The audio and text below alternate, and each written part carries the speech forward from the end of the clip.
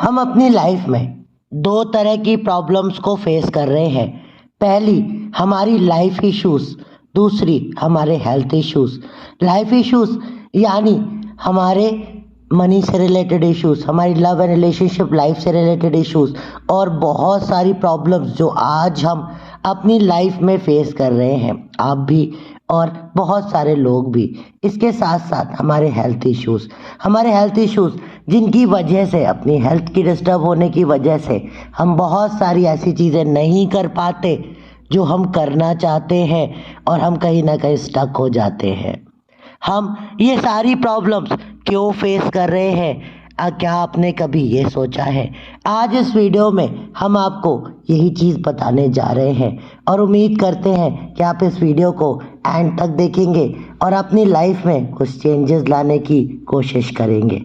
हमारी पूरी संपूर्ण कहानी, या कह सकते हैं हमारी इस एंटायर जर्नी दो तरह की बॉडीज़ पे डिपेंड करती है। पहली हमारी एस्ट्रल बॉडी जो हमारी आत्मा के साथ जुड़ती है।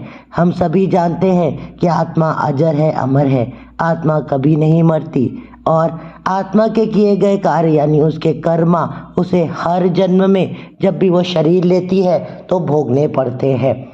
साथ ही साथ हमारी ये एस्ट्रल बॉडी के साथ साथ हमारी फिजिकल बॉडी जो हम जब जन्म लेते हैं तब हमारे साथ जुड़ती है। हम जिस नक्षत्र में जन्म लेते हैं, हम जिस प्लैनेट के अंदर जन्म लेते हैं, हम जिस गोचर में जन्म लेते हैं, जिस समय पे जन्म लेते हैं और साथ ही साथ जिन नंबर्स, जिन अंकों के साथ जन्म लेते हैं वो हमारे साथ जुड़ते हैं। इनकी स्टडी ही एस्ट्रोलॉजी और न्यूमरोलॉजी है, यानी ज्योतिष और अंक ज्योतिष है, जो हमारे जन्म लेने के बाद जुड़ती है। यानी जो इंसान जन्म लेता है उसकी कुंडली होती है, उसके साथ एस्ट्रोलॉजी और अंक ज्योतिष जुड़ती है। लेकिन उस आत्मा का क्या?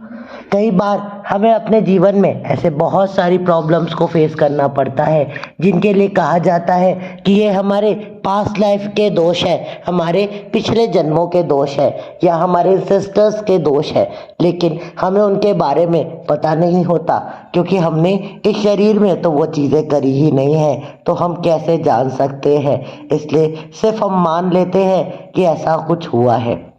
लेकिन उन्हीं सब चीज़ों को समझने के लिए हमारी एस्ट्रल बॉडी हमारे साथ जुड़ती है, हमारी वो शरीर हमारे साथ जुड़ता है और हमारे इन दोनों शरीरों को हमारे साथ जोड़ते हैं हमारे चक्रास, हमारे प्राइमरी 7 चक्रास और उनके साथ साथ हमारे बाकी चक्रास।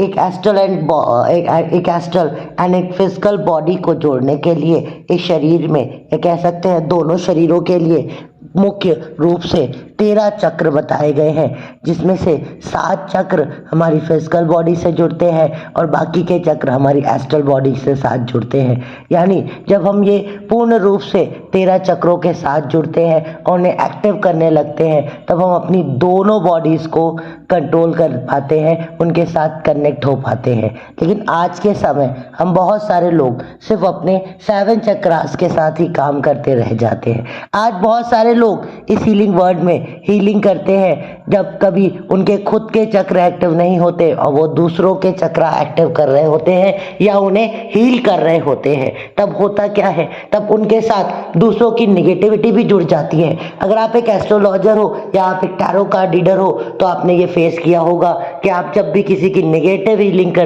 रीडिंग करते हो तो आपके साथ भी बहुत सारी निगेटिविटी जुड़ जाती है। उसका कारण है कि आपने कभी अपने चक्रास पे काम नहीं किया, आपने अपनी संपूर्ण कुंडलिनी पे कभी काम नहीं किया, आपने चक्रा को हील करने की कोशिश करी, उन्हें कभी एक्टिव नहीं किया, आपने अपनी संपूर्ण कुंडलिनी को कभी जागृत नहीं किया या किसी कारणवश नहीं कर पाए। आज हम इस हीलिंग वर्ड में बहुत सारी ऐसी हीलिंग्स करते हैं जहां हम फायर को इन्वोक करते हैं, हम कैंडल लाइट करते हैं, हम दिए जलाते हैं और अग्नि के थ्रू यानी फायर के थ्रू हम अपनी लाइफ में मैजिक करना चाहते हैं। लेकिन हमारे जो अपने पंचमहातत्व है या अपने पंचमहाभूत है या अपने 5 एलिमेंट्स है, उसमें से सबसे इंपॉर्टेंट या सबसे मेजर एलिमेंट फायर एलिमेंट जो खुद ही डिस्टर्ब है।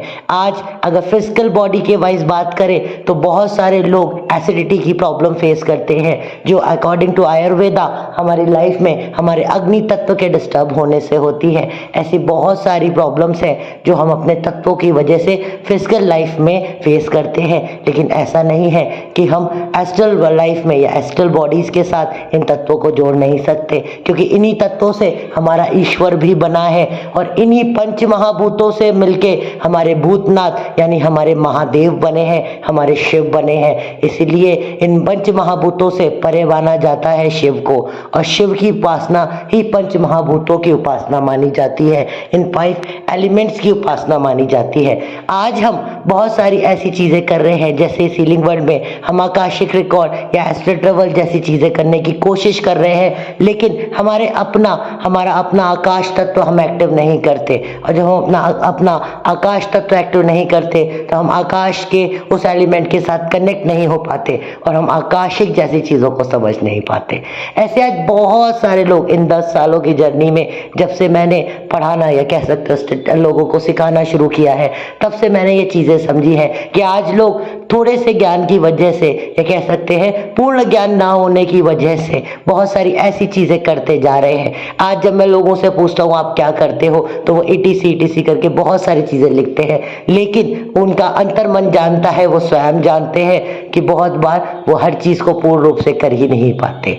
अगर वो कर पाते तो दूसरों की मनी हीलिंग करने वाले इंसान की लाइफ में कभी मनी प्रॉब्लम्स नहीं होनी चाहिए, और साथ ही साथ दूसरों का रिलेशनशिप जो हील करते हैं उन हीलर्स की लाइफ में कभी रिलेशनशिप इशू नहीं होने चाहिए, क्योंकि उन्होंने अपने उन चक्रास को बैलेंस और एक्टिव किया होगा, तभी तो वो उसको कर पा रहे हैं। और अगर आपने उसको नहीं किया है, तभी आप दूसरों की प्रॉब्लम्स को भले ही सॉल्व कर लो, लेकिन अपनी लाइफ में उनकी प्रॉब्लम्स को इनवाइट करते ही रह जाओगे और आप अपनी लाइफ की प्रॉब्लम्स को बढ़ाते ही चले जाओगे, चाहे कुछ भी करते जाओ।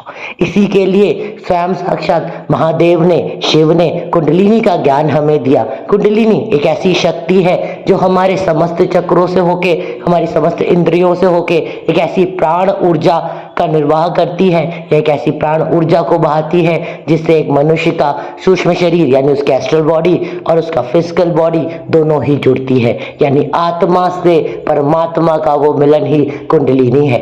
और जब हम इस कुंडलिनी को साक्षात जागृत करते हैं और इस कुंडलिनी के साथ जुड़ते हैं, तभी हम संपूर्ण रूप से एक हीलर बन सकते हैं और बहुत सारी और चीजें कर सकते हैं। हम हर तरह के चमत्कार कर पाएंगे, हम हर तरह का सॉल्यूशंस ले पाएंगे, बिकॉज यही टोटल ट्रांसफॉर्मेशन है। और टोटल ट्रांसफॉर्मेशन सिर्फ इतनी सी चीज है कि प्रॉब्लम्स तो लाइफ में रहेंगी, लेकिन हमारे पास उनके सॉल्यूशंस होंगे, और जिस दिन हमारे पास सॉल्यूशंस होंगे हम अपने साथ साथ दूसरों को भी दे पाएंगे। लेकिन जब तक हम ऐसे अधूरे ज्ञान की तरह अपने आगे चीजों को जोड़ते जाएंगे, हम सिर्फ अपने शरीर में कचरा भरते जाएंगे, हम सिर्फ ऐसी चीजें स्टोर कर रहे हैं जिसका कोई औचित्य नहीं है, कोई भी अस्तित्व नहीं है, हम सिर्फ जोड़ते जा रहे हैं। कभी अपने अंतर्मन से सोचिएगा, आप पैसे की दौड़ में आप दूसरों की देखा देखी चीजों को करते जा रहे हो, दौड़ते जा रहे हो, लेकिन क्या आप उससे सेटिस्फाई हो?